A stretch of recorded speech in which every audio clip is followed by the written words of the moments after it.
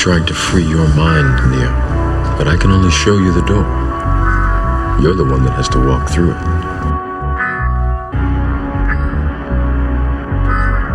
You have to let it all go, Neo. Fear, doubt, and disbelief. Free your mind. This is the Mind is Mine podcast. What it do, ladies and gents? It's your boy Houston. Got a special guest here. It is episode, let me confirm real quick. It's 16, episode 16. I knew it. We got a special guest in the building who is actually having a big event here coming soon. But he goes by the name of Branden Michael Lewis. How you doing, man? How y'all feeling? Thank you so much for having me, man. Bro, I'm proud of you, man. I appreciate it, bro. Of you. Like, you really came and said you was gonna do a podcast, and you did it. You feel me? Like, especially with where we work, you know what I'm saying, where we the reason we know each other, you know what I'm saying? We come across so many people that say they want to do a podcast. But nah, man, I see you actually got you a dedicated space for podcasting. You come to the center and you know what I'm saying, spend hours editing the podcast. Like, few people that come through the podcast program are serious about podcasting as you. So I definitely want to give you your flowers for that, bro. I appreciate that, man. That's love. Always. But first question right off the bat, man, I was honestly thinking about this. What made you pick your full name for your stage name? Just right off rip. So I went through a couple of names, and I don't know if we need to say what those names was. It was bad, bro. I used to, so one of the earliest names I had was X Factor, right? Yeah, that's corny. Yeah, I know, right? I was in like fourth grade, bro. Oh, okay. I was in fourth grade. Right. You know what I'm saying? I was figuring it out. You know what I'm saying? It would have been different if it was like, I was 22. Nah, thankfully I wasn't, bro. By 22, I had already found my name. But man, I used to go by Jordan Breezy. Like, I don't know what that means. I don't know how that connects. I feel you. At the time, everybody with the name, like, Jordan was a really positive name. You know what I'm saying? Everybody that I knew with the name Jordan was doing dope stuff. And my name is Branden. So that's where the Breezy came in. Jordan Breezy. You know what I'm saying? I even had a autograph for it, bro. Like I really thought that was it. But yeah, nah, man, after a while I realized that, like, I wanted my brand to represent authenticity. And secret between you and me, don't tell nobody, Michael is not my middle name. Okay. Michael is not my middle name. Michael is my father's middle name. And ironically, my father named me too. Like, he picked my middle name, and it's like a play on his middle name or a play on his name. You know what I'm saying? So it's not Michael. It's a version of Michael that sounds French, and I ain't gonna say it here because I don't want people to feel like they know me.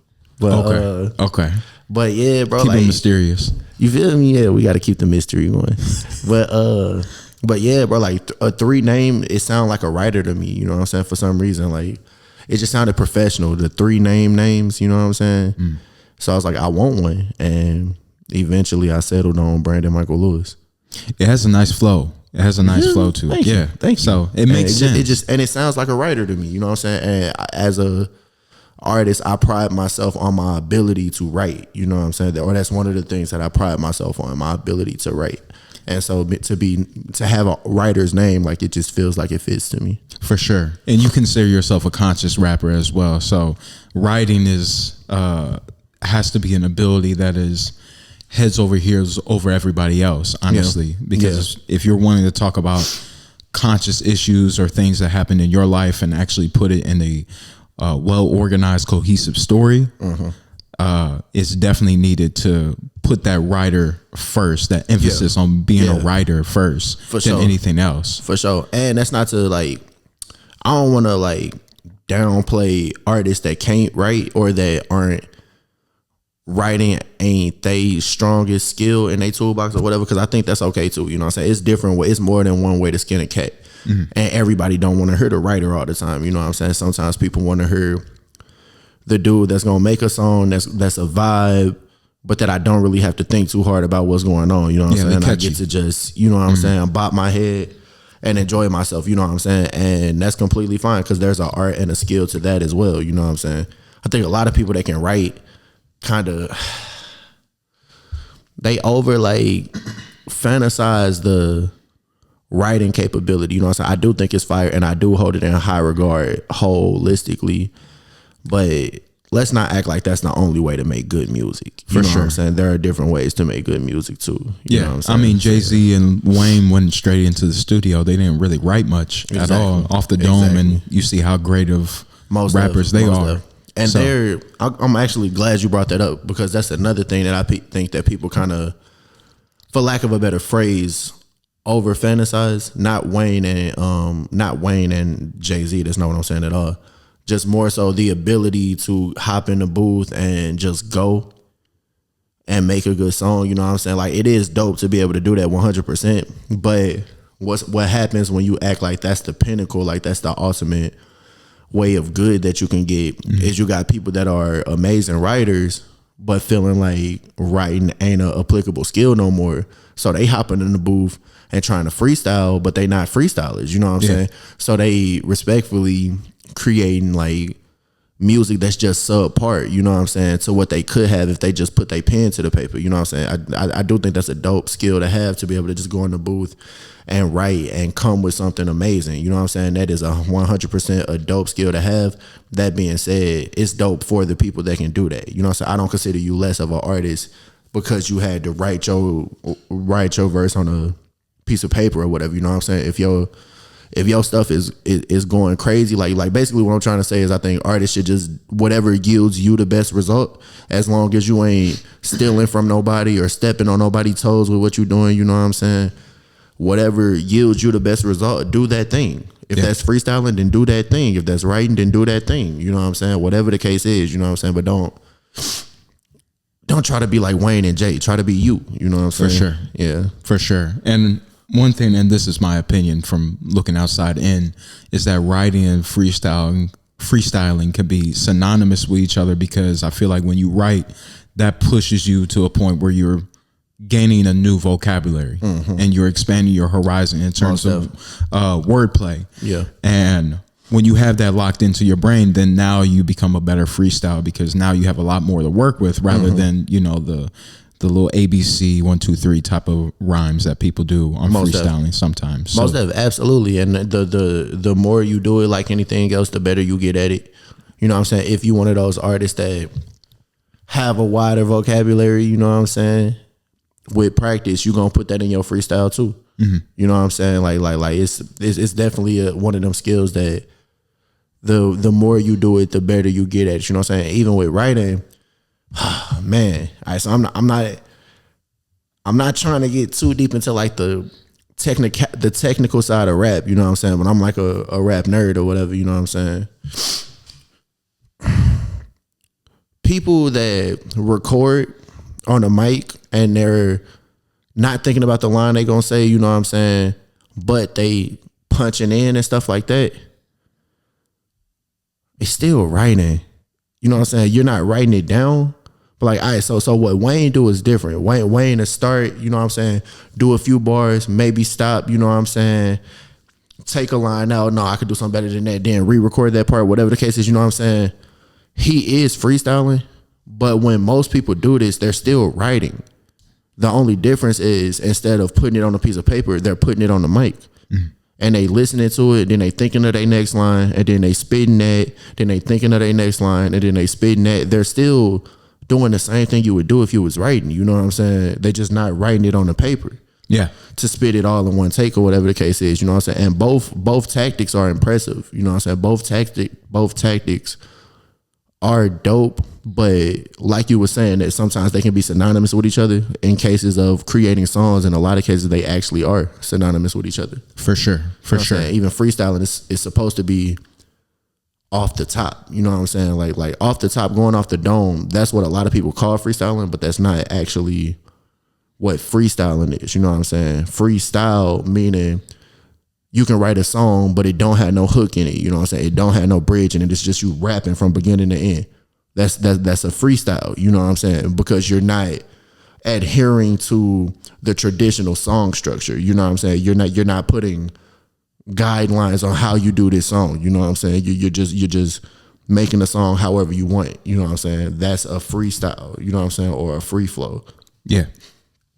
Going off the top is a different thing, but today people kind of melt them into one and just consider going off the top to be freestyling. Okay, that's a good way to break it down. I never really thought of it that way, because whenever I think of spin bars off top, I automatically associate with freestyling. Most people do. Yeah, it's evolved to be that. You know what I'm saying? That's what people just consider it now. But in the beginning, no, that's not what it was. For sure. Well, I appreciate you letting me know that. I appreciate you breaking that down. Bro, I'm gonna just let you know right now. I don't know why, but if you don't want this to be like a podcast on hip hop technicality, you might end up having to stop me somewhere. It don't matter, bro. Like, if anything, it's a learning experience for me and also for the listener that wants to listen to this, because people that truly know you and truly know me knows that we both love music, right? Facts. And understand music through different streams of consciousness, and take it in however it may be, in my own way and in your own way. Like, I don't really want to be a rapper at all. Like, I don't really care to do that, but producing, like, that's something that I heavily want to invest my time in, which I have been gradually. It's just something I have to understand. But for you, like, it's bars, it's writing, it's conscious rap. But one question I want to ask for you is, what is your definition or meaning or perception of conscious rapping, and how that's different from any other genre of rap? So conscious rap was kind of birthed by like artists like Melly Mel. You know what I'm saying? So like, I know Melly Mel just had the thing with Eminem recently. Yeah, that was terrible. That was horrible. That was horrible. I wish I had a boo button, but I don't. Man, bro, that was horrible. So yeah. Dang, this is not what I wanted to do. Melly Mel, I respect you.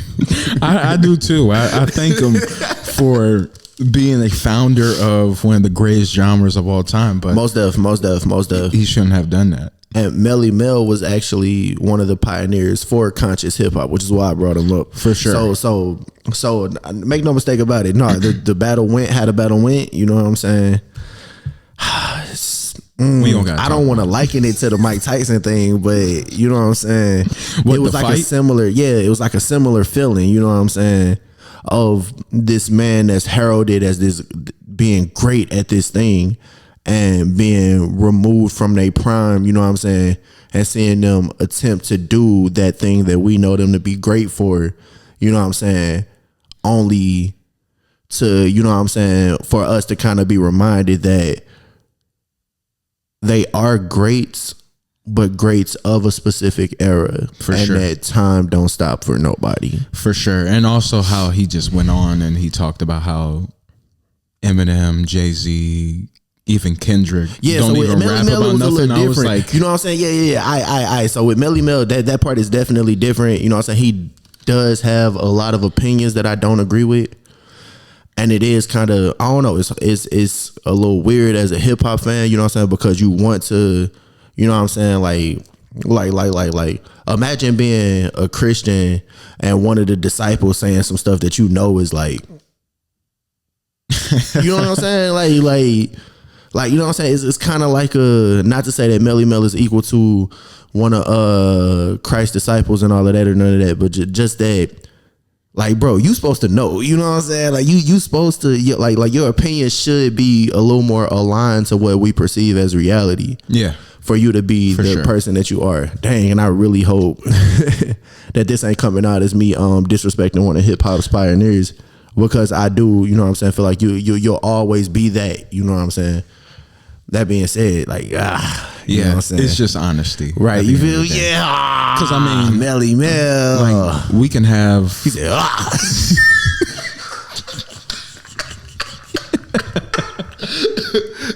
no apologies. It's not a disclaimer.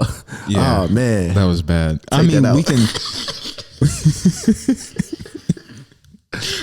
can have a similar type of conversation when we bring up Ye, honestly, like in its own perspective.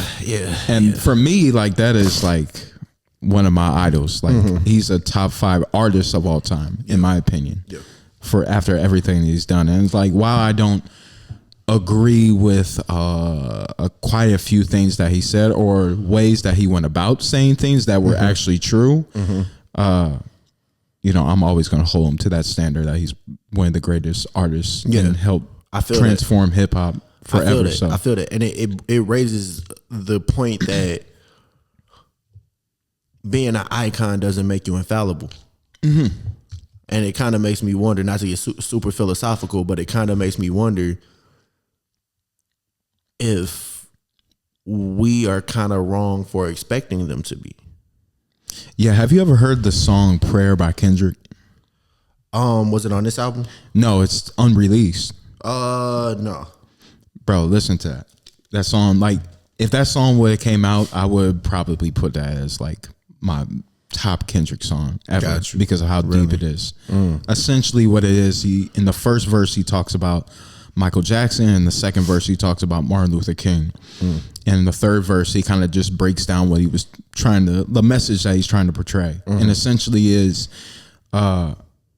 talent isn't synonymous with morality. And saying how, like Michael Jackson, we already know, you picked him. And we'll get to that in a second, but we already know about Michael Jackson. I don't have to go down the long list of things in terms of like amazing things that he's done. Oh, okay, cool. I didn't know that's where you was going. No.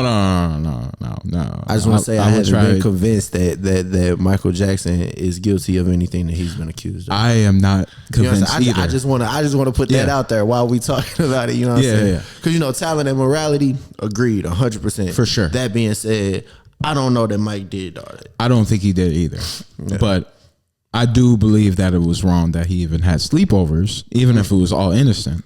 Yeah, that's where I would draw the line. But him going that far, I don't think so. Yeah, but that's fair. Two things can be true at once. Yeah. But essentially, it just talks about his struggles that he went with his father and taking those beatings, and also the changes of his appearance. And he talked a little bit about the kiddo stuff as well. And then with Martin Luther King, he talked about all the great things that he's done, but also his infidelity to his wife as well. And he just said, if Carl Benz was a racist, would you still buy a Benz? If what's his name that had the first open heart surgery did this or was a racist or something like that, would you still want a new heart? So that doesn't mean like we can't talk down creativity in the art that these people have made, but question the character rather than the art itself. Bro, amazing song, Prayer. I mean, it's a little wrong for me to promote a song that is unreleased and that has constantly been taken down off YouTube for the last 4 years. But if you have the opportunity to listen to it, definitely listen to it, because that song, if it were to come out, it will be, in my opinion, the best Kendrick song ever. It's an insane song. And I the wonder Alchemist. why he ain't dropped it.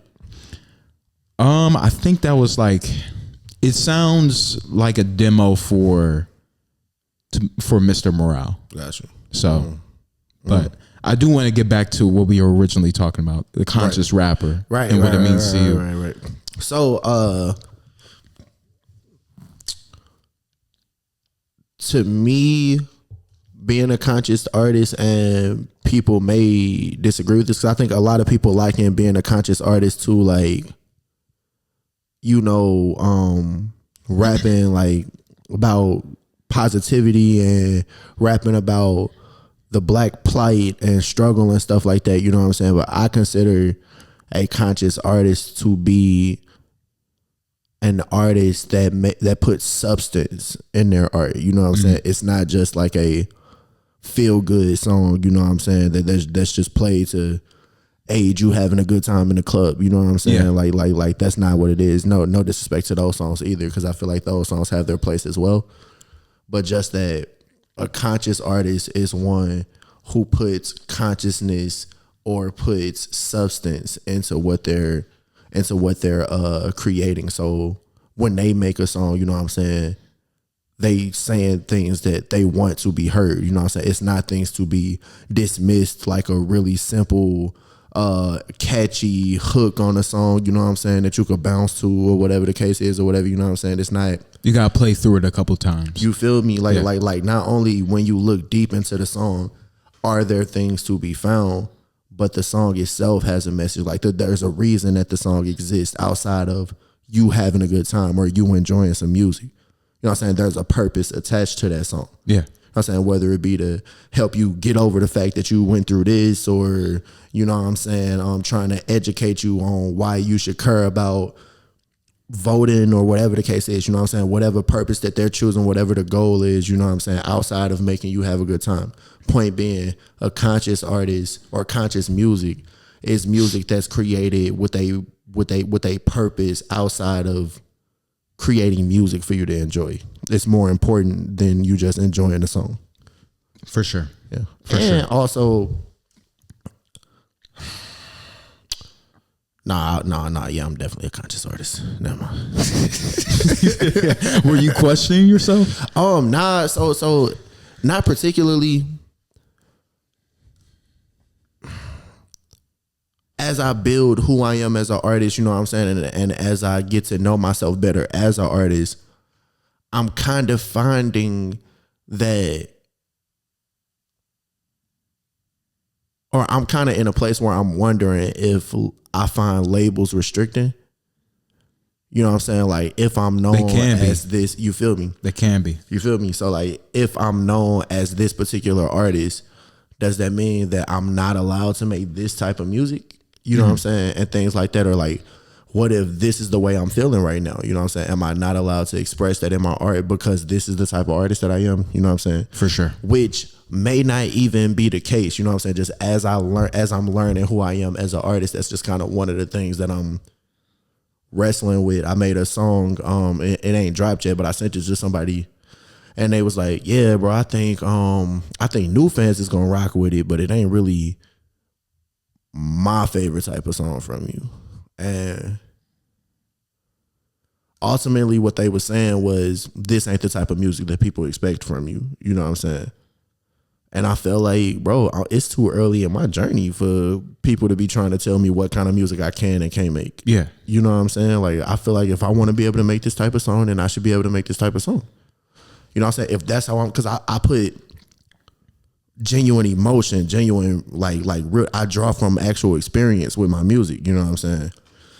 So if I'm speaking from a real place and this is how I feel, why shouldn't I be able to, you know what I'm saying, express that and release that into the world for people to see and judge and whatever the case is? You know what I'm saying? If I decide that that's the type of expression if I decide that that's the type of expression that I need to, you know what I'm saying, do or whatnot. So that's just kind of an internal conversation that I'm having with myself. Like, are labels restricting or does it even really matter? You know what I'm saying? Yeah. Not to, dang, I keep getting super philosophical. I'm not trying to, bro. You feel me? I keep even looking at it like, bro.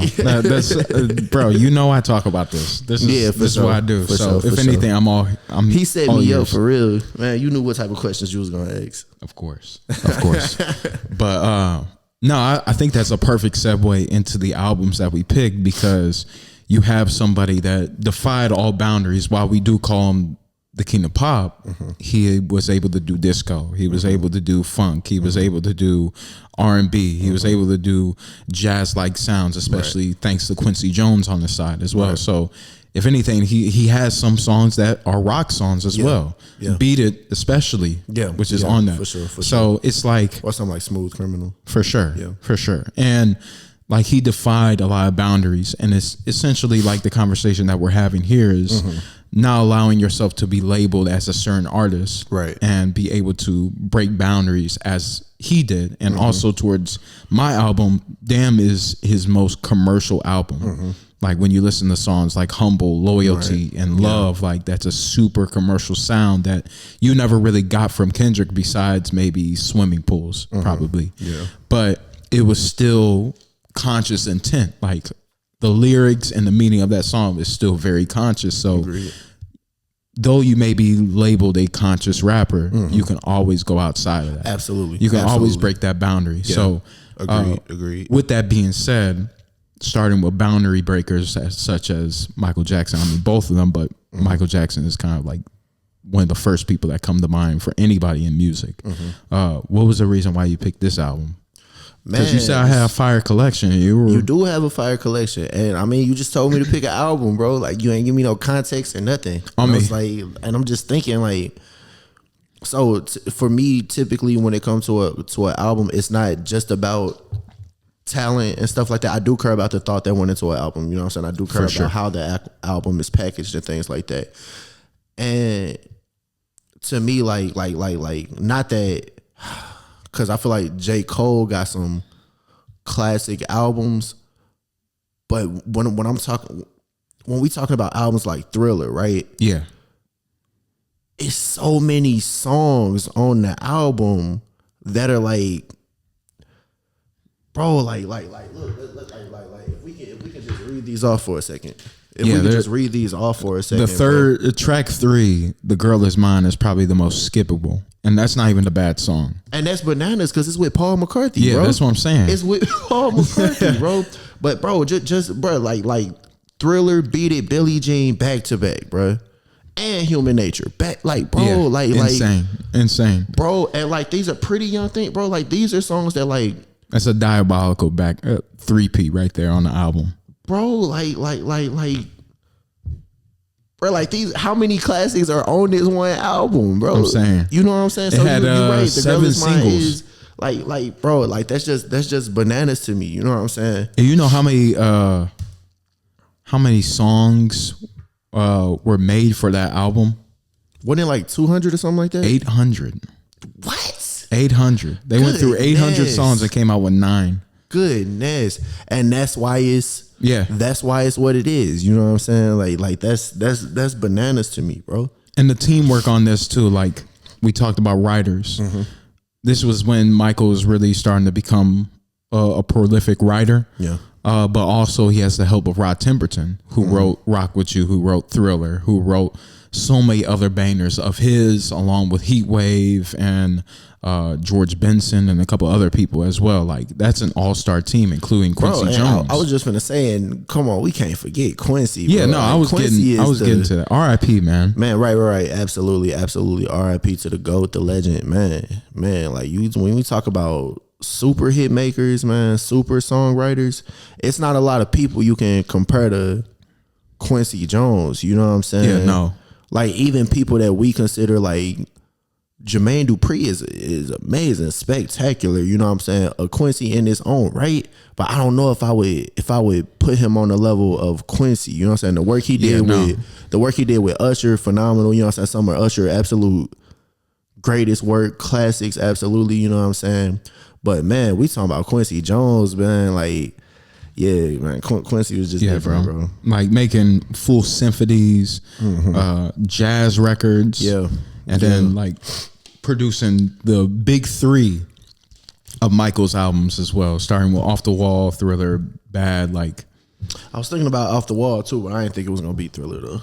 Yeah, I'll be going back and forth with us too because like they're 2 different distinct sounds, and they're only like 3 years apart from each other. So it's kind of insane to see that growth, but also just like how this piggybacked off the good sounds of funk and disco and even pop R&B sounds of off the wall, and just like expanded on it even greater to the point where it had 7 singles. Bro. 7 out of 9, 7 singles. Bro, like that to me, that's one of the things that make a classic album. So when I was younger, right, this album definitely counts, but certain albums like Confessions and stuff, I didn't, certain albums, bro, like just basically any music that was made before 2015, I probably wasn't listening to full albums before then. You know what I'm saying? Singles, you know what I'm saying? So when I would find out that 3, 4, 5 different classics that I was introduced to as singles are on one album, Yeah. That's a phenomenal album, bro. Did you hear the interview of him back in the day talking about it? He's like, you get these people making these albums that have one or two hit songs, and the rest of it is just garbage. Like, it's not that good. Like like everything else is B-sides. He's like, I need an album full of A-sides that are going to get radio play. Every single song. That makes sense. He said the same thing with music videos as well. If you watch the Thriller 40 documentary, he talks about how like no music video was just awful. Every music video was just awful. It was like a whole bunch of nothing just to sell a song. He was like, I need all my music videos along with all my songs to be powerful and tell you a good story. Like Beat It actually had gang members from Skid Row, LA. That's tough. Like Bloods and Crips that actually knew how to dance too. Dancing with was in that mug too. Yeah. Same thing with the way that you make me feel off Bad. Like actual Crips. That's where you get the picture of him throwing up the C. I am not affiliated with any gang, by the way. My bad. Me either. You know what I'm saying? Shout out to y'all, the ones I know. Yeah, he wears only black and gray during his shows, so just to make sure that he's not affiliated with anybody. It's crazy. We was talking about earlier. Besides Truly Gifted. Facts. Which is not a gang. Not a gang at all. No, I would not be a part of it. Yeah, for sure. You know what I'm saying? Dang, some of that probably need to go. But so I'm sure you've heard that Prince was supposed to be on Bad. Yeah. Do you feel like that would have hurt the song? They're two amazing artists, 100%. But just like with what Bad is and Prince's style of making music, you know what I'm saying, which he clearly didn't agree with the way that Mike sent him the record. Yeah, he didn't like the first line, "Your butt is mine." He was like, sure. "Yeah, no, I'm not going to say that to you. You're not going to say that to me." It's also a rumor that Mike sent him the record and Prince re-recorded the record and was like, "This is how it's supposed to sound." That was "We Are the World." That was "We Are the World." Oh, bro, because he was supposed to be a part of that, and he said, "Nah, y'all got it." Fell. It's like and Quincy was not accepting like his version of it. But then Prince later on, a couple months later, it couldn't have been a couple months ago because he's dead. But R.I.P. Prince too. Yes, R.I.P. Prince, Michael, Quincy, all of them. But for sure. Rod Temperton. But he ended up a couple months later after like the recording of it and actually putting it out. He did his own solo as well. Prince? I've never heard it. Yeah. So really? You know how Michael had one little part in the second verse or the third verse outside of him being on the chorus. Like he was on the chorus and then he was on part of the third verse. That part of the third. What song are we talking about now? "We Are the World." All right, cool. We still talking about "We Are the World." That was actually supposed to be Prince's part. Word. But Prince didn't show up and Michael was like, I might as well do it. Yeah. They had an interesting relationship. I hope it wasn't as bad as people made it seem. Well, Prince tried to run over him in his car. I heard. Yeah. I heard. You can see the video of not him trying to run him over, but like why? Because it was at a James Brown concert. And James Brown brought Michael up. I saw this video. Michael absolutely just murdered like the 20 seconds that he was up there. And then he brought up Prince, but they weren't playing the right chord or the right key at all for Prince really get used to it. So that's what. Yeah. So that's because I know that Prince's performance didn't go. Michael as well. knew that. Yeah, Michael knew that they were not playing towards Prince's strengths, but he brought Prince up anyway. Got you. Yeah. And Prince knew what he was doing, and then he tried to run him over with his car. Man, but they respected each other. Tripping, bro. Like, dang, I didn't mean to say that, but I do feel like, all right. So I saw the video, and Prince was like, he was taking his gloves off. Yeah, and then he was throwing them in the crowd and stuff, and the crowd was throwing the gloves back. Like they don't. I don't think they knew who Prince was yet. Yeah, this was 82. So if anything, he just dropped 1999, which was like probably his most breakout album. Yeah, I would agree. And then Purple Rain came 2 years later. And he made that movie because they wouldn't. He felt like, all right, so Michael was doing movies. Which movie? The Purple Rain. Purple Rain? Yeah, Yes, yeah, Purple yeah. Rain. So Prince made that movie itself because Hollywood was giving Michael movies. Yeah. And he felt like he should be in movies too. And they wouldn't cast him for the movies. So he went and made his own movie. And Purple Rain is a lovable classic. You know what I'm saying? It got some issues, I ain't gonna lie.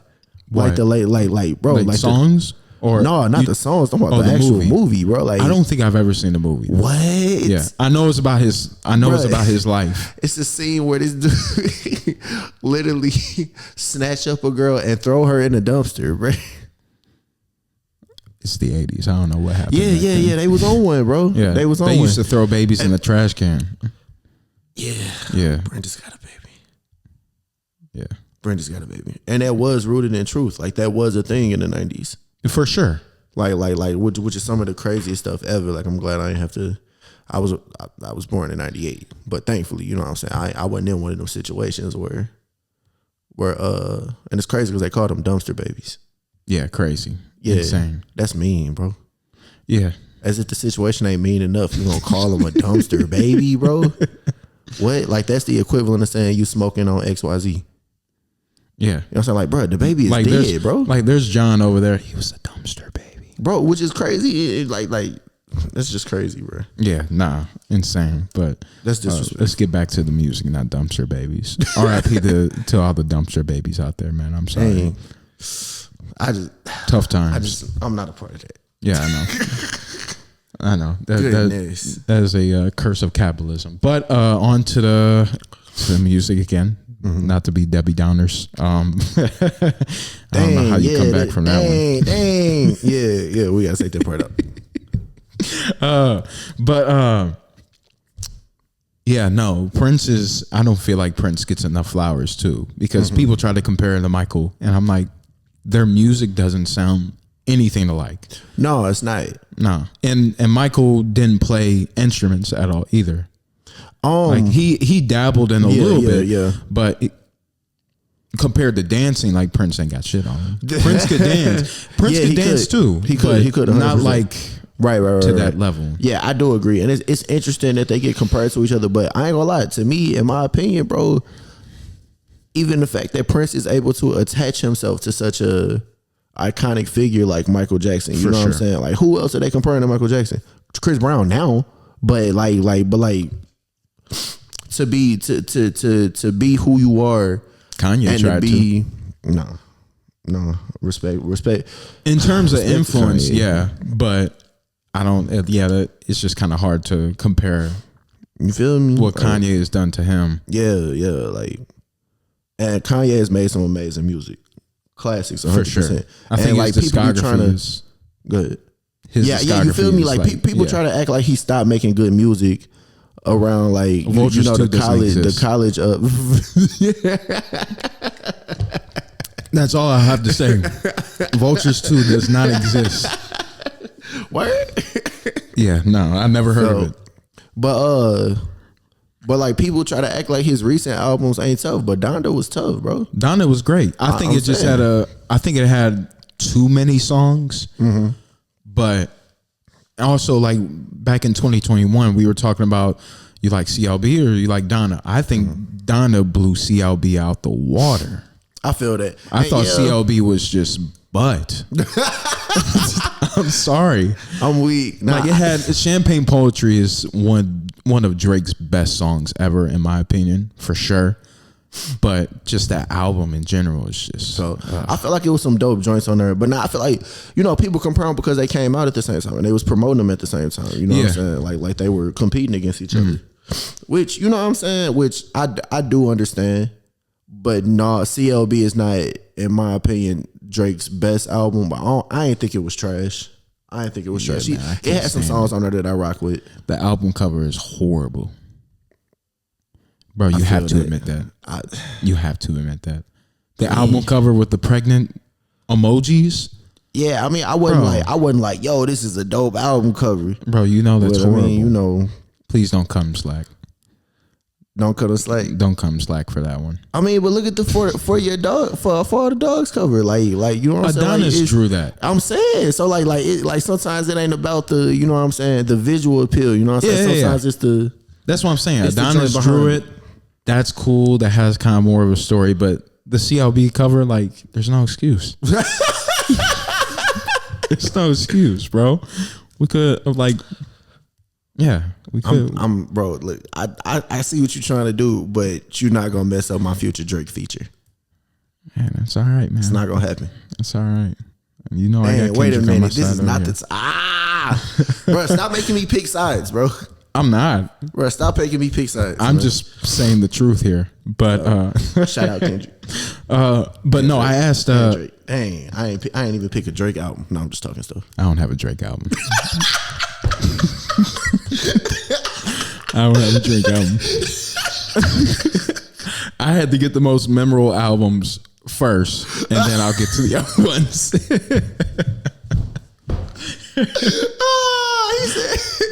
You said Drake ain't got no memorable albums. Nothing was the same, for sure. Why you ain't got that?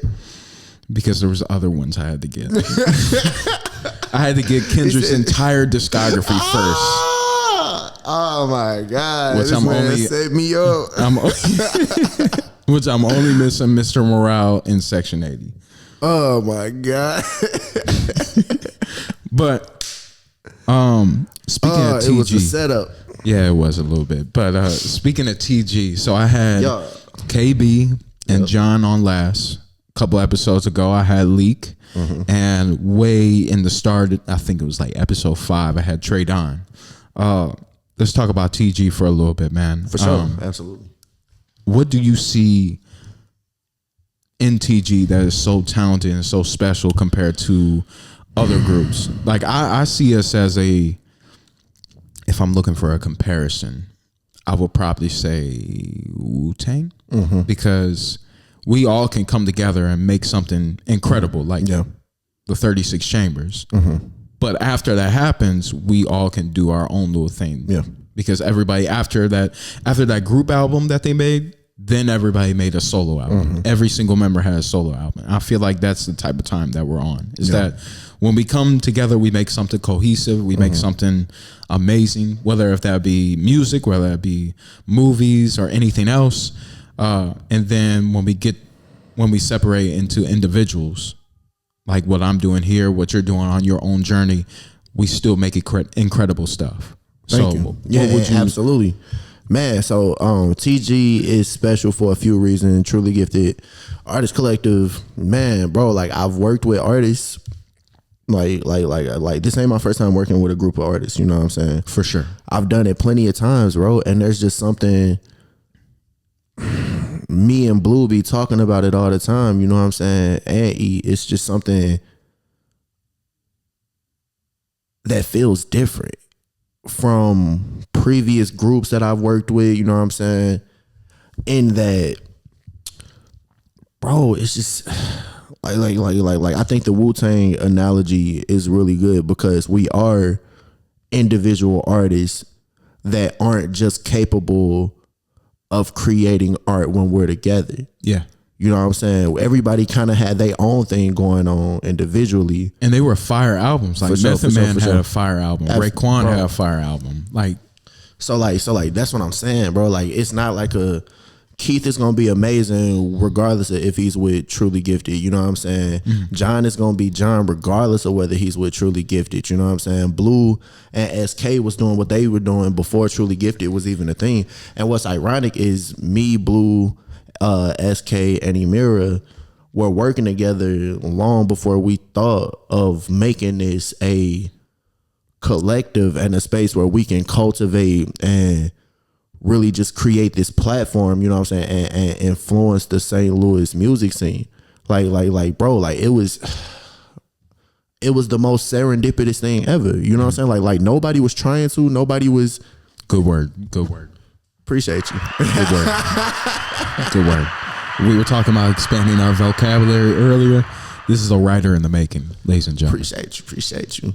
So like nobody was trying to make what happened happen. Yeah. It just happened, bro.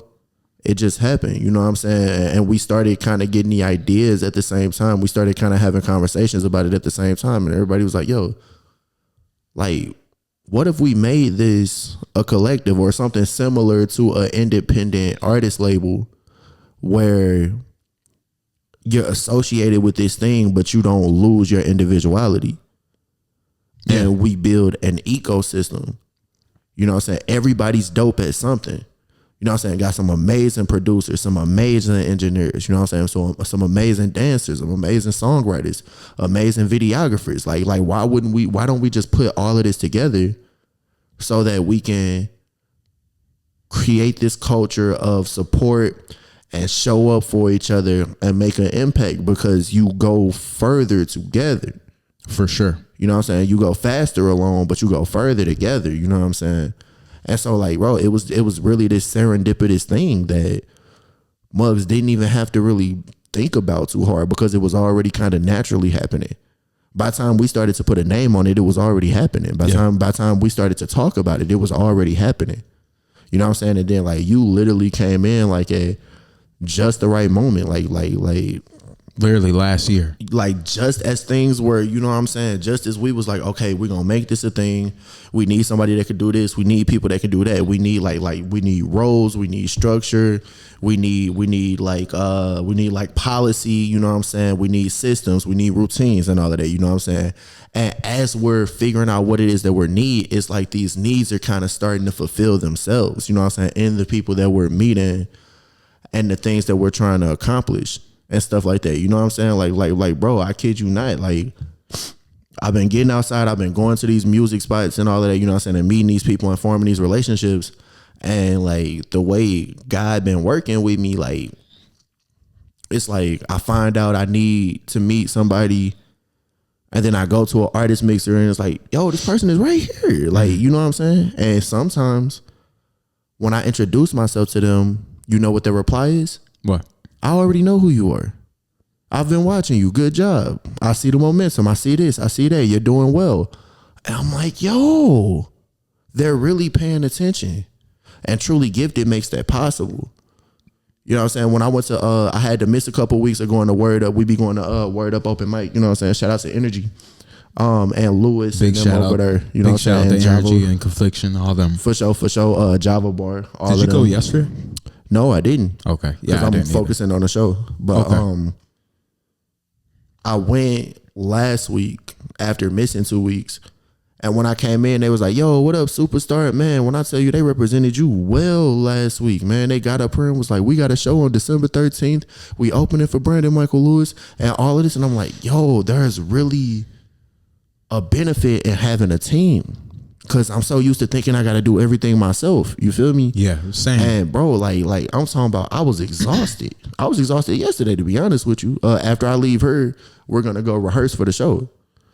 And so like, you know what I'm saying? Like the stuff been on like go, you know what I'm saying? For the past 2 months, honestly. But just the value in having a team, bro. Like last week, I was literally meeting with Finsta, who does promotion and marketing around the city. And also help put together Slumfest. So I was meeting with him about what type of promotion I should be doing and how we can make this show a success. And he was talking to me about having a press release. He was like, I need a press release. I need to send that to media outlets and XYZ. And before the conversation was even over, Blue pulled out his laptop and showed Finsta and was like, how you feel about this press release? As me and Finsta was having a conversation, Blue was over there making the press release. And I'm like, bro, because like in the back of my head, when Finsta was saying we need a press release, I was thinking, another thing I need to do, but I'm gonna get it done. You know what I'm saying? For sure. But I was just looking at it like, dang, I got another thing on the to-do list. You know what I'm saying? And Blue then did it before the conversation was even over. You know what I'm saying? So like, bro, like having a team of people, like that's one thing about Truly Gifted, bro. We are a group of individuals that believe in each other and that invest into each other, you know what I'm saying? And that kind of understand that we are stronger together. You know what I'm saying? We are stronger together. All of us meet a need that the other one has. You know what I'm saying? Like, and it's just crazy because like I was saying, it was all serendipitous, bro. It's all serendipitous. I ain't gonna lie. Like leading up to the That's another, yeah. That's the third time. And Ladies and gentlemen, he is expanding his vocabulary in real time. I'm finna start dropping some other words in a minute. Indubitably. No, I'm just playing. Indubitably. But completely like unplanned, the most natural, the most organic thing that you could. Sorry. It's gone. It's gonna pass, yeah. It's gone. False alarm, ladies and gentlemen. Right, yeah, excuse me. But the most organic thing that you could expect, bro, like there was no expectation. Like it just happened. Things literally just happen. And that's what's special about Truly Gifted. We're really building this ecosystem. It's really an ecosystem that feeds itself, you know what I'm saying? And it gets stronger and stronger every time we step outside, bro. Like when we step out in Truly Gifted merch, bro, it matters, bro. People are paying attention. People are stopping me like, yo, what's Truly Gifted? You know what I'm saying? And stuff like that. And we gonna be well represented at the show on December 13th. We're going to be well represented, bro. We bring in so many Truly Gifted artists through that are going to influence how the pop circuit and how the music scene eventually operates, bro. With the mixer that we're doing before the show, you know what I'm saying? Literally creating a hub where artists can come and network and meet each other, meet artists that you wouldn't have met if you ain't come here, you know what I'm saying? For sure. People will have an opportunity to play their music. People are going to have an opportunity to perform because we genuinely mess with the St. Louis scene, and we want to like we don't just want to be here, bro. We want to contribute to the St. Louis music scene. You know what I'm saying? We want to contribute professionalism. We want to contribute more networking opportunities. You know what I'm saying? And we want to like, bro, we really rock with where we at and who we are, and feel like we got something to offer, honestly. For sure. And it's crazy. I've had this conversation a couple times before, is that I used to want to I get out of St. Louis like really bad. Like I wanted to move to New York City. Like I still feel connected towards that journey, like being able to go to New York. But like you said, like community is such an important part to one's journey. And this was when a couple of years ago when I actually moved to Puerto Rico for a little bit. I started to realize how connectivity within the community can lead to so many great things within the community and individuals, not just in an individual path. So I was trying to do everything as just myself, as the individual that I am, and not really connecting with the community in a way. And then I finally kind of broke down and allowed myself to say like, hey, I need people. I need to grow around people in so many different avenues, whether it be spiritually, whether it be mentally, emotionally, creatively, financially, whatever it may be. I have to be around the right people.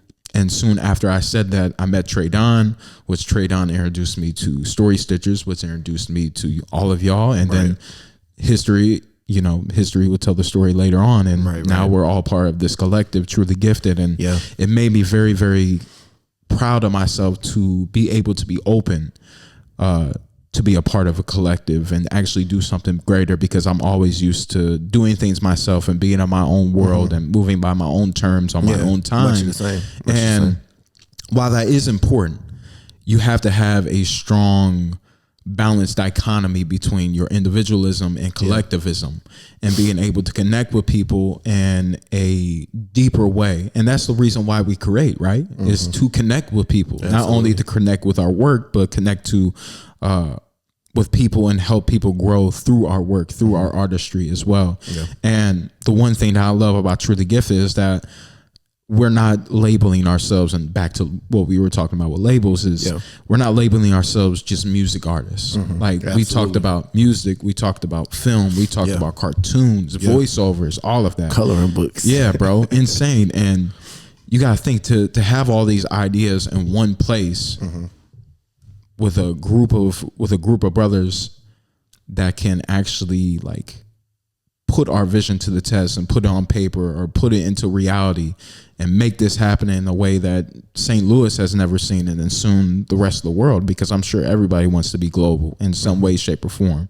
But we have to start here in St. Louis, and I'm so glad that you recognize the potential that we have and the opportunity that's right in front of us to really not only shape St. Louis into something bigger, but also add to what has been succeeding here in the city for so long. And and also it's a testament to me for allowing myself to even envision that, because coming from wanting to leave to now like accepting and welcoming and like cherishing this city so much and the opportunities that I had, I've been connected to so many people in the last couple months that I never had before. And I do thank you. I do thank everybody else for that. Yeah, I appreciate that, man. We really rock with the city. You know what I'm saying? Like I know that the city does get a bad rep, and I do hear about people wanting to leave often. And growing up, I heard a lot about how I would have to leave St. Louis in order to find the opportunities that I sought out. Same. I think we are kind of in a renaissance, you know what I'm saying? We're kind of in a renaissance period where things have the ability to change. You know what I'm saying? They don't have to be what the artists and the people, the St. Louisans that came before us know them to be. You know what I'm saying? They don't have to be that. When I go to these open mics and these different artists events, what I'm finding is that a lot of people want to support each other, bro. Like when I ask somebody for their music, like I want you to be good. I want to like your music. You know what I'm saying? Or whatever. Does that happen all the time? No, it doesn't. You know what I'm saying? Everybody ain't your cup of tea or whatever the case is. You know what I'm saying? That's just kind of how it go. But I think that truly gifted, we are kind of in a position where we can help to influence how people will view St. Louis art. You know what I'm saying? Like the game is there's this space right here where things can be affected. You feel me? Like there's a space there's like this gap or whatever, you know what I'm saying? And I don't know why the gap is here. I don't know what's changed or what's different. You know what I'm saying? I know it kicked off with like Big Boss Vet and Sexy Red and Blake Iana, you know what I'm saying? And the fact that they kind of found success around the same period, you know what I'm saying? That kind of made people think like, what's going on over there in St. Louis? You know what I'm saying? But and also, even though I'm not the biggest Sexy Red fan, her getting represented by Drake is absolutely insane. 100%. 100%. And now she everywhere, bro. She everywhere. She on everybody's album. She in everybody pictures. You know what I'm saying? Yeah, she just did Camp Flognaw with Tyler. She did wrestling. She was on too. Chromacopia. Word, fire. She did two different wrestling events too. You know what I'm saying? First on NXT, and then I think they brought it to like a pay-per-view or something. I'm not 100% sure. But Vet just got a gold plaque, you know what I'm saying, for her song Pretty Girls Walk Like This. If it's a different song, I apologize. But like I don't know, bro, people are paying attention right now. You know what I'm saying? I think people are understanding that like things can shift if we do our job, you know what I'm saying? Or if we take it serious enough, you know what I'm saying, then things can legitimately shift. For sure. And I would love to help create a culture of support among St. Louis artists, you know what I'm saying? You good on time, by the way? I am finna have to stop in a minute, but yeah, people just keep calling me. No, you're good. This KB right here too. This Keith, like, bro, you knew I was. He calling me on purpose to mess up the interview because he know I'm doing this interview, bro. Yeah, Keith wants the best interview. Keith wants the best everything, bro. Yeah, he wants the best everything. Which I mean, I love the ambition. Yeah, I absolutely. love it. I love the drive. 100%. But what's one thing that you can say, because I do have another question that gets deeper into faith, because you know that's what mine is about. It's about growing and elevating your consciousness spiritually through music, through artistry. That's why I don't shy away from having conversations outside of spirituality, because if that makes you happy and helps you grow, then we're succeeding the conversation that I want to have at hand. Right. But what's one thing that you can say about every member of TG? Off top. I didn't know that was the end of the question. I thought you was about to say what's something you could say about them that such and such or something like that. So and make it faith related or just something in general? In general. We'll get to the faith after that. Okay, got you. Because I at least wanted to talk about that before you dipped. And also promote December 13th. December 13th, there's something incredible happening, by the way. December 13th. Yes. December 13th. All right. So shoot, about Emira, December 13th is just so one of the things I can say about Emira, bro, and she is a woman of faith, you know what I'm saying? She is a woman of God too. One thing I can say about Emira is that she's kind of always been a spectacular artist. And one thing about her, bro, is when it comes to like attacking a new challenge, she is fearless, bro.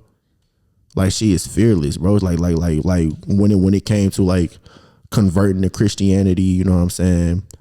Like she, bro, like she jumped fully in, you know what I'm saying? When it comes to, or even like doing more Christian based music, you know what I'm saying? Because of her lifestyle change, you know what I'm saying? When she commit to something, she commit to it, bro. Like I've known Emira for longer than she's been a dancer.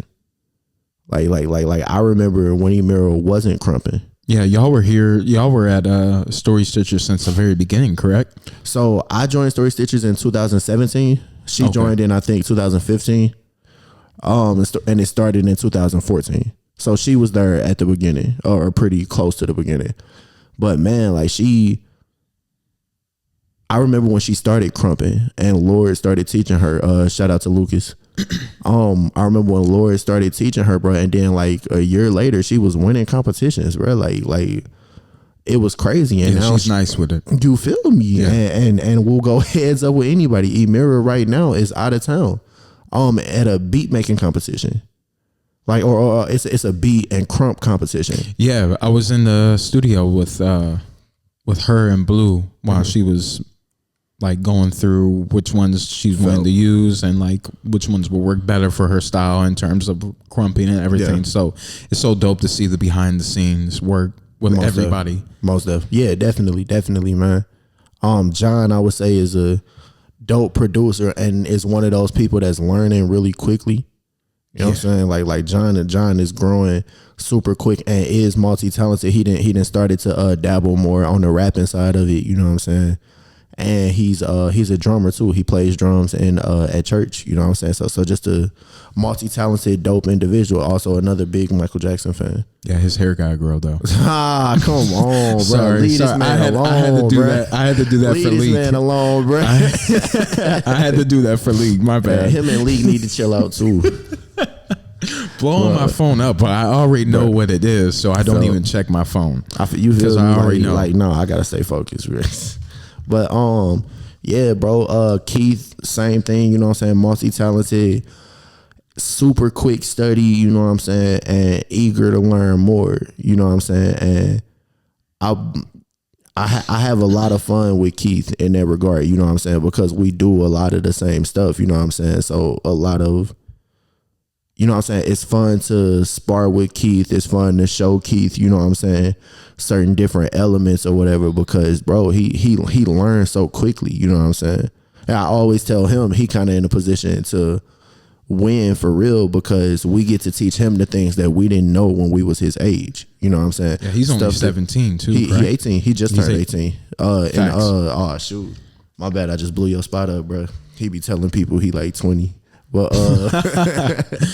no, he's actually 25. No, he's not.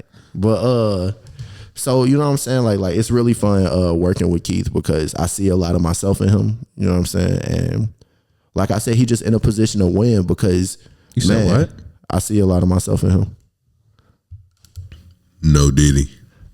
Come on, bro. I just need an excuse to press what that do button. the rest of these say? Pausable moment.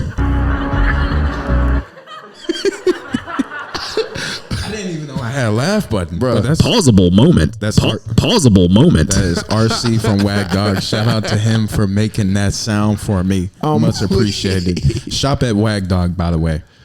But yeah, bro, like everybody got something special about him. You know what I'm saying? Even Blue, who sometimes I consider to be like the Michael Jordan that is, bro. Like he wears a lot of different hats. Like people might just see him as an engineer or a producer, but bro, like Blue has been these strides that I've been making over these last couple weeks. You know what I'm saying? Blue has been instrumental in those. You know what I'm saying? Yeah, he has a deep past in terms of like really connecting with the music scene. Yeah. Like going as far as him and SK going down to Atlanta and connecting with prominent people that we know today. For sure. Like he told me the story about Young Thug, which I thought was crazy, insane.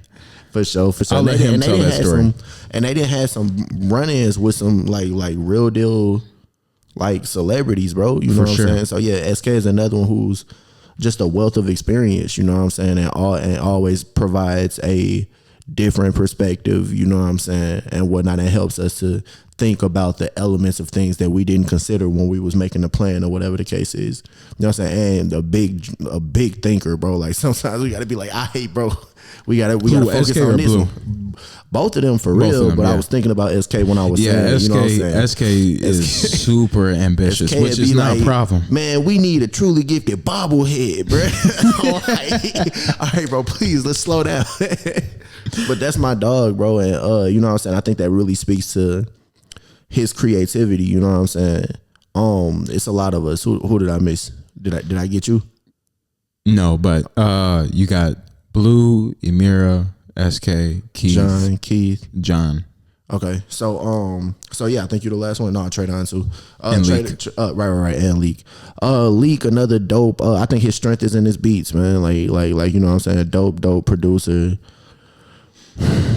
and like greatly experienced too. You know what I'm saying. I feel like that's where his strength lies. Man, I think yours is in your personability. You know what I'm saying? Like you have a really open mind, you know what I'm saying? You typically provide a heartwarming perspective, you know what I'm saying, or whatnot. Like people associate you with enough positivity that they want to hear you speak. You know what I'm saying? When you talking or whatnot, they want to hear what it is you're thinking or what perspective you gonna provide or whatnot. You know what I'm saying? We still ain't hit the gym together, but it's cool. We'll get that. That's true. But we gotta hit the gym and hit the studio for sure. For sure. And Trade On is another one, bro. That's just, man, like ridiculously creative and similar to SK. Like that creativity sometimes becomes a storm. You know what I'm saying?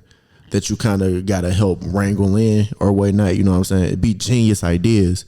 But for sure, Trade On also be thinking in like 2028. You know what I'm saying? Like, yeah, I'm like, that's fire, bro. Write it down and let's deal with tomorrow. You know what I'm saying? And then, you know what I'm saying? Let's deal with the steps. Yeah, you feel me? I tend to get there too sometimes, but I would say that I have the ability to ground myself a lot quicker than Trade On. But Trade On and I, we see eye to eye on a lot of things, especially when it comes to consciousness and spirituality. Yeah, like we're the two main people talking about that. Agreed. Not saying that you don't, but no, I would agree that y'all, you know what I'm saying, Leak being up there too. You know what I'm saying? But no, I would agree with that 100%. I ain't even trying to compete with y'all. For sure. And spirituality is not a competition. So yeah, absolutely. Getting into that, honestly, I want to hear more about your faith because we've had many conversations. Yeah, we have. And if anything, like there was never been a conversation where I've discounted what you said or discounted what I said. Right. Though I have a different approach than Christianity. Agreed. I respect Christianity. I respect where you come from. I respect the beliefs, the values, and the morality that comes with it when it's taught the right way. Right. And likewise, bro. And again, I think that's another thing that makes truly gifted special, because we aren't all Christians, we aren't all atheists or Buddhist or Muslim or anything like that. You know what I'm saying? Malik has a Nigerian spiritual practice, you know what I'm saying, that he practices and for some reason never says the name of. But you know what I'm saying, he got this thing that he practiced. Trade On does align sometimes with Christian beliefs, but yeah, because he was a pastor too, or a preacher. He was a preacher beforehand, wasn't he? I forgot about that, bro. That was years ago.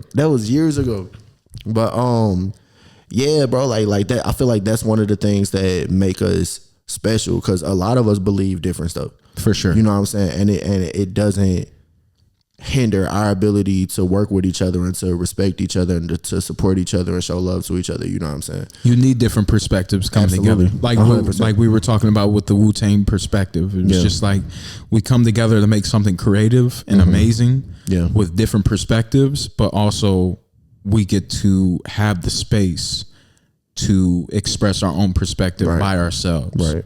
Right. Agree. Yeah, bro, and that's what it is. Like, that's what makes it special. You feel me? So, or part of what makes it special. Now, I was raised as a Christian. I wouldn't consider myself a traditional Christian because man, just Christianity has a lot of twists and turns for sure. Yeah, and kind of like representatives that are the product of warped teachings and warped understandings. You know what I'm saying? And you get that everywhere, honestly. Yeah, you do. It's just like when I'm dealing with people that aren't Christians or whatever, you know what I'm saying? I don't want people to feel like they got to change their behavior around me or nothing like that. Like I went on a Sunday after church. I went to go get my haircut, and I was I just happened to be wearing. And even now, I got like I don't know why I put that right there. You know what I'm saying? Like, I'm not trying to promote the fact that I'm a Christian or nothing like that. That's fine though. But like it's like so I was at the barbershop. I'm having conversations with people or whatever, and this lady looked at my shirt and she like, "Oh, where you work?" And I was like, "Oh, this is actually my church." And because we had just got through talking about the fact that I rap, and so she was like, "Oh, you a Christian rapper?" And I was like, "Nah." And she was like, "So you a street rapper?" And I was like, "Nah." And she was like, "So what kind of rapper are you?" You know what I'm saying? It's just like the labels. You feel me? Like, and just kind of the idea that everybody fits into boxes to some people. You know what I'm saying? Like I'm like, no, it's possible for me to be a Christian and to also make regular music. You know what I'm saying? Like there's so many different options out there other than Christian and street music. You know what I'm saying? And so yeah, bro, like so I kind of always got to let people know I'm not a traditional Christian, you know what I'm saying, in the sense of like the conservative Christian belief. I believe that like we have to acknowledge as Christians that Christianity and the representation of Christianity has done a lot of harm to the world. Mm-hmm. And we got to be willing to acknowledge that and deal with that, you know what I'm saying? Because that's why a lot of people don't trust the church or don't trust Christians or whatever the case is. You know what I'm saying? We got to be willing to acknowledge that bad has been done by us. For sure. You know what I'm saying? And that's the way that you start to regain trust. You know what I'm saying? And I wouldn't even consider them like the people that have done wrong and did it in the name of Christianity or did it in the name of Jesus or did it in the name of God in any type of way, even if it's outside of Christianity, because there have been groups of people that have done things in the name of God, like Islam, man. Yeah. So many different perspectives and ways of life have used something spiritual to justify doing something immortal means. Yeah. And absolutely. Yeah. So I forgot where I was going with that. But honestly, that's what I was going to say. I don't view them as Christians, honestly. I just view them as posers using that word and using using those testaments and those statements and the things that you hear in the Bible or things that you hear from people that actually do this, which I know you do this. Like we've had plenty of conversations, like I said before, and I know that you're very grounded in your faith as much as I am. Right. And I respect that. Thank you. And likewise. Thank you. And man, like that. So I was just having a conversation with my guitarist and her girlfriend, and they were just telling me about their bad experiences with Christians and with church. Were they at the studio the other day? Possibly. Doing rehearsals? Yeah, I think we got last week. Yeah. Dope people for sure. 100%. And we were having a conversation about it, and they were just telling me about like things that they were told by Christians and in the name of Christianity. And I felt the need to apologize to them on behalf of Christians because, man, like, so the thing is, like, there's no such thing as the perfect Christian because there's no such thing as the perfect person. You know what I'm saying? In that everybody has flaws, everybody makes mistakes. You know what I'm saying? Like like including Christians. You know what I'm saying? The problem is that Christians kind of take this space as if we are perfect and we are better than other people. You know what I'm saying? And when you try to create this image of a perfect person, then inevitably when that image becomes damaged, they doubt everything. You know what I'm saying? So I just wish Christians were more open and honest about the fact that me being a Christian doesn't make me better than you. Yeah. That doesn't, you know what I'm saying, sit me higher than you on any sort of ranking system or nothing like that. You know what I'm saying? And I shouldn't, it's not Christian of me to act like it does. Right.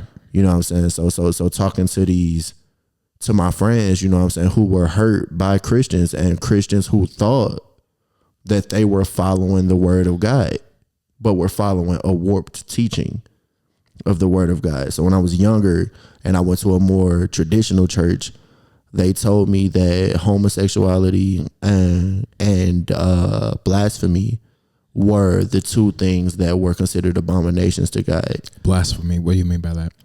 Blasphemy being using God's name and like, all right, so Jesus calling himself the Son of God, the religious people of that time took as blasphemy because they saw it as him saying that he's on the level of God and nobody's on the level of God. Yeah, you for sure. That's an unfathomable energy, for sure. unfathomable source, you feel in which we come from, but we can never fully understand. Absolutely, absolutely. And so when Kanye West says stuff like, I'm a God or whatever the case is, right? A lot of Christians consider that blasphemy, especially for Kanye, who proclaims himself to be Christian. Mm-hmm. So that's to say, these were the two things that when I was coming up in traditional church were considered. First ones to judge me. You say what? They would be the first ones to judge me, make it feel like nobody loved me. Hands valid. on Jesus is king, which is valid. Yeah, that's 100% valid. And so these things were taught to me as the ultimate no-nos. You know what I'm saying? And as I got older and I looked into the Bible for myself, I had this Bible app and I just looked up the word abomination and several things came up as being listed as abominations. Not just homosexuality or blasphemy, but lying and sexual immorality. You know what I'm saying? Like certain things that are considered regular and that we do every day and that aren't considered a big deal at all were considered to be on the same level of what they were telling me homosexuality and blasphemy were. Yeah. And that's because not because they themselves were bad people, but because they themselves fell for a warped teaching of what scripture was. Yeah. And it's that warped teaching. It's when people get too religious, you know what I'm saying, that things get bad. Like Hitler called himself a Christian. That's a whole rant I can go on, bro, honestly, because bro was a known occultist. Like and also the swastika is a very, very spiritual symbol. That mug got misused. Yeah, got misused. It got inverted and tilted on this axis to mean something completely different, to mean evil and to strike fear into people's hearts whenever they see that logo. But that logo has been around since the dawn of humanity and has been prevalent in every single way of life and religion. You can find it in Buddhism, you can find it in Christianity, Islam, everywhere, all over the world. Everybody has used that, but it was misused by him. Like that. He is a whole conversation himself, but a lot of people don't want to have that conversation because of how icky and sticky it could be. Right. But you know how sticky it gets. Yeah. You're not a Drake fan. Nah, I like Hillbillies better. It's a setup. But nah, yeah. Every time. But I do feel that, you know what I'm saying? So yeah, I am rooted in my faith. I don't like bash nobody else for what they believe or nothing like that, you know what I'm saying? But my mind is made up in terms of what I believe for sure, what I'm committed to. For sure. So and yeah, and I don't think that mean that I gotta, you know what I'm saying, bash the next person or none of that. You know what I'm saying? I don't feel like that's necessary. I actually feel like that's unchristian of me. Well, also you have an open mind, so it's like you have your mind set up in a way, but you're always open to learn more. Absolutely. So it's like whenever Leek and I and Trey Don have this conversation, we're not trying to persuade you into anything else. We're just telling you that there is a connection there. Right. Because even in Buddhism, which is the first tradition and way of life that I fell into, right off rip, Buddhists see. No, you're good. Buddhists see Jesus as a Buddha, and all Buddha means is the enlightened one. So they represent him as an enlightened one, along with many other people that have walked the earth. So we don't really designate that term to anybody. Anybody can become a Buddha. Right. Anybody can become Jesus-like, but you won't be able to become Jesus itself. Right. So essentially, like, you can't become God itself. Right. But you are an extension, and God is working through you. Absolutely. So yeah, I like that. I like that for sure. But since you gotta go, I do have a couple of quick questions that take us back into music. Let's get it. First of all, who was the biggest influence that got you into music? That's a good question, bro. I would say my biggest influence overall is J. Cole. I knew it was coming. In terms of like who got me into music, bro, like, bro, I literally wrote my first rap because somebody next to me was rapping, and I was like, bet, I'm finna add to it. And that's fire. And that's how I started rapping, bro. And like he How old? I was in second grade. So however old you is in second grade, I be losing track. But 7. All right, bet. So yeah, I wrote my first rap at 7. He was like, "You messed my song up, bro. You messed my song up." And I later found out that his part of the rap was actually stolen from, I think, Malibu's Most Wanted. It was either Malibu's Most Wanted or Scary Movie 3, whichever one where they was parodying 8 Mile. And okay. You know what I'm saying? And you know what I'm saying? He was like, "I put America Whip on my Wonder Bread." And that's what his first part of it was. And that's trash, bro. That is so trash. So how you gonna tell me that I messed up something that you, not only was it trash, but you stole it? Yeah. You stole some other stuff that was trash, and then I added to it. And am I gonna say that my verse was amazing? No, I'm not gonna say that at all. You were second grade. We'll just put that as the excuse. You feel me? I was 7 years old, bro. So you know what I'm saying? Like, come on. Everybody can be Michael Jackson. You feel me, bro? Yeah. Like, dang. But so yeah, so I guess technically you could say the movie Malibu's Most Wanted was the biggest influence that got me in the music technically. But since then, yeah, I would definitely say J. Cole has been the biggest influence overall. I would say some Kendrick in there, you know what I'm saying, some Big Sean in there. Some Big Sean, okay. Yeah, for sure. Especially in some of my newer stuff that haven't dropped yet. Like, I would definitely say Sean is in there. He's hit or miss for me because I feel like his older stuff to me wasn't really the best. I feel like he's definitely grown into like being an actual like well-rounded rapper now. I feel and well-rounded artist. Back then, I just feel like, I don't know, I just couldn't get with it. I feel that at all. And it's crazy you say that, bro, because I hear that a lot. I considered Big Sean, like, I thought Sean could compete with the Kendricks and the Coles of the world. You know what I'm saying? His control verse is crazy, but I mean, obviously what Kendrick did just overshadows what happened. Right, of course. Which, you know what I'm saying? Some controversy gonna do that. For sure. I guess my next question, to make it quick so you can get out of here, is I asked KB, Leak, and John. In particular, we were talking about producers. Okay. They're Mount Rushmore producers, so they're top 4. Not of like in an objective stance, but to you, I want to flip that over because since you're not really a producer, and I have a different question in terms of like production, who's your Mount Rushmore all time for rapping? Bro, it's so many. I know we can go ahead and throw J. Cole in there for sure. I would like to, bro.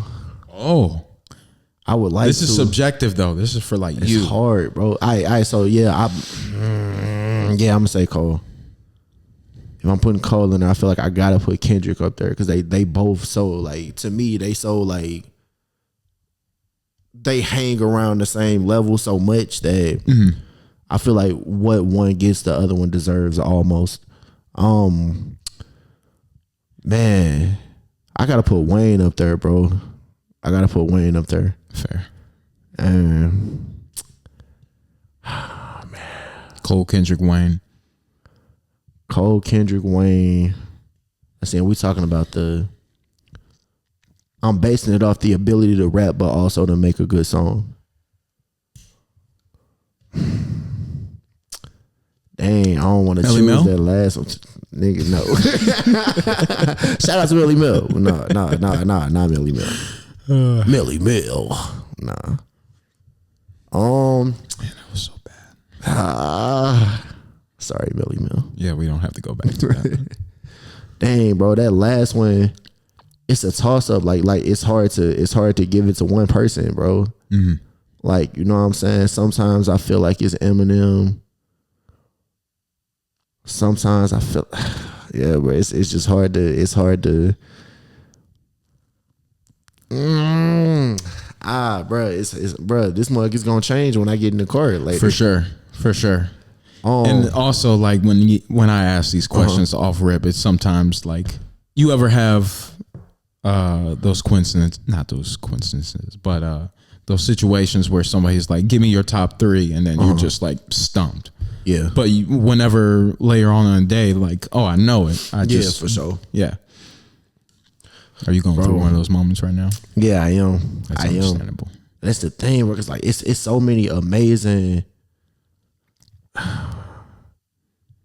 Shoot, bro. Like you got artists like Jadakiss, bro, who's an amazing rapper, or even Yeah. you know He what don't I'm get saying? talked about enough. He for don't. sure. He don't. Yeah, definitely underrated.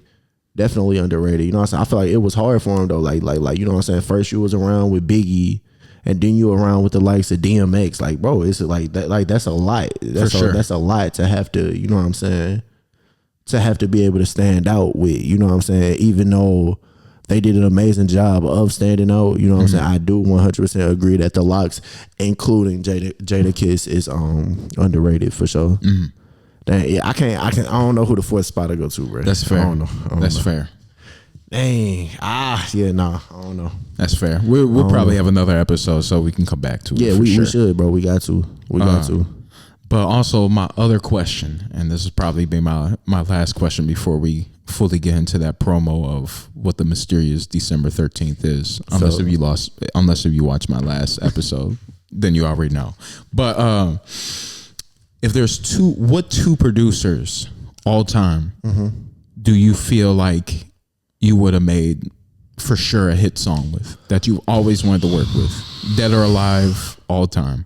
Man, I would love to do something with a Pharrell, because like, bro, like he could produce anything. I don't think there's nothing he can't do. Yeah. So Pharrell, I would love to have a song produced by Dre. You know what I'm saying? But no, before I would pick Dre, I would pick somebody like. Yeah, I was gonna say, I was like, your style with Dr. Dre, that would be something to see, but like it's just bro. Imagine being able to say you got a song produced by Dre, bro. yeah, like, insane. like bananas. You know what I'm saying? But no, before I would pick Dre though, I would probably pick like a Metro, somebody that's more current. You know what I'm saying? Somebody that I feel like can, if they know they producing for me, you know what I'm saying? Then I feel like they ain't Hitmaker is another one though, bro. Hitmaker might be the one. I could hear you on the Conductor Williams beat. No, yeah, that'd be fire. Yeah, I can hear you on Conductor for sure. See, bro, that's the problem when you limit and stuff, bro. Yeah. When you can only pick 2 and 4 and stuff, you know what I'm saying? Like, yeah, a Conductor Williams, Pharrell, for sure. I can hear you on. I can hear you on the Alchemist beat too.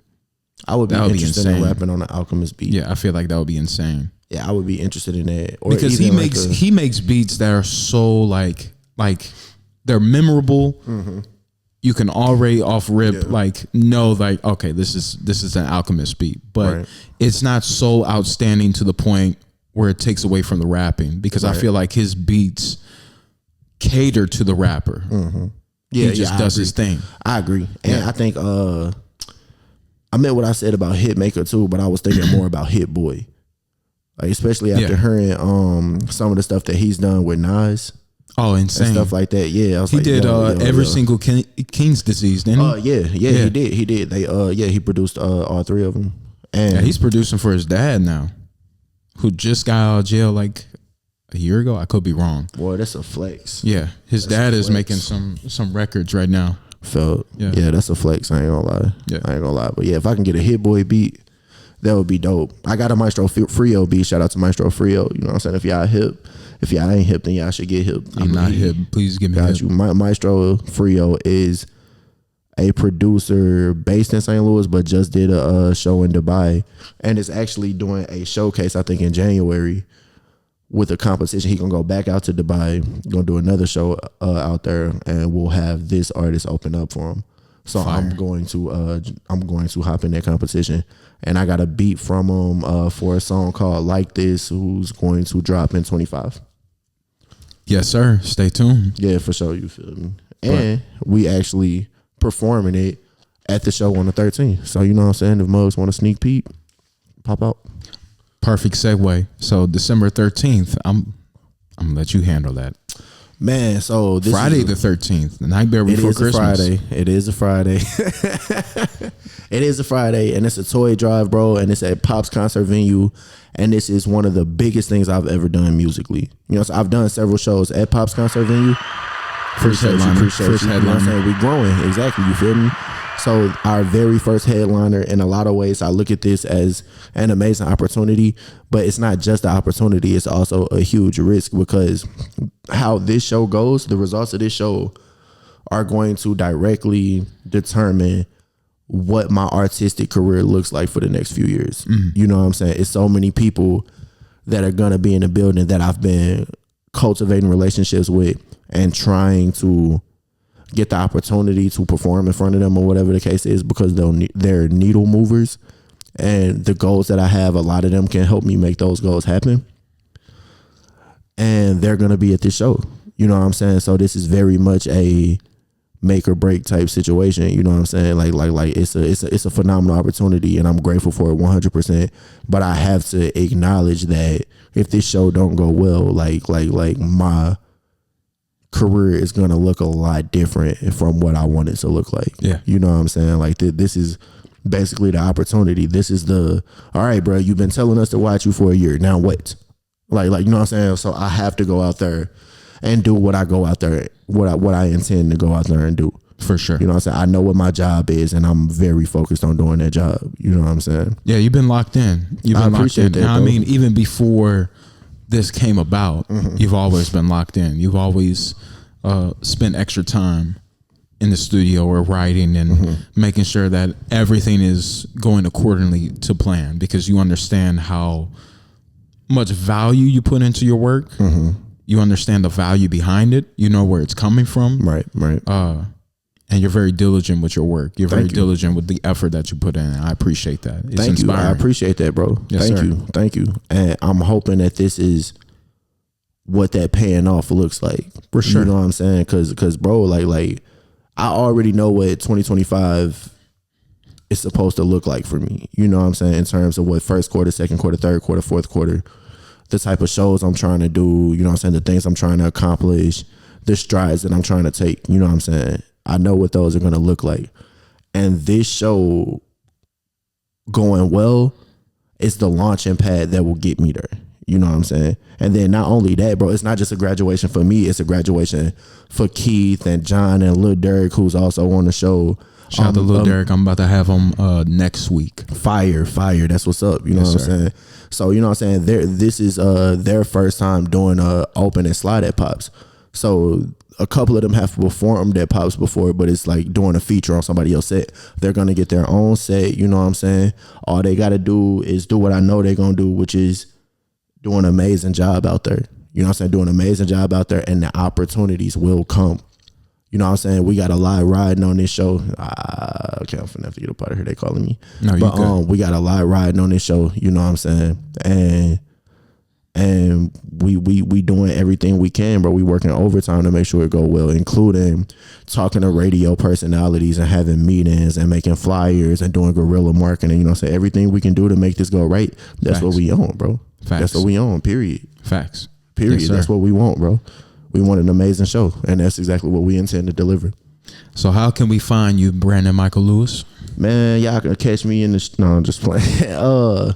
So man, you can find me on Instagram, Branden BRANDEN _Michael MICHAEL _Lewis LEWIS. I know it's long, you know what I'm saying? Bear with me. I'm workshopping shorter names, you know what I'm saying? Just bear with me and whatnot. But and I gave y'all my Instagram because if you go to my Instagram, there's a link in my bio to my link tree, and that will take you literally everywhere else you want to go. You know what I'm saying? Whether you're interested in listening to music, you know what I'm saying? Whether you're interested in watching interviews, you know, or if you're saying? trying to stream power position, you feel me, and everything that's coming after that. Yes sir. Yes sir. Thank you for having me, bro. This was amazing, bro. Of course, man. You know what we do here in Mind is Mind. We bring people together through elevated states of consciousness and talking about it, talking about music and how music can inspire us to elevate consciousness worldwide, how creativity can be a main component to bringing the new message that is the new earth, that is seeing the best within humanity, seeing the best creativity that is to come out of humanity and how it can bring people together. So I'm going to keep it short because this man has business to attend to. No, so. my bad. I hate that I even got to reply to them while we doing this. You know No, what I'm you saying? good, man. I really need them not to ring that doorbell, though. You know what I'm saying? But that's going to be a problem. But at the end of the day, y'all, Branden Michael Lewis, Houston Himes, episode 16 of the Mind is Mind podcast. Truly gifted.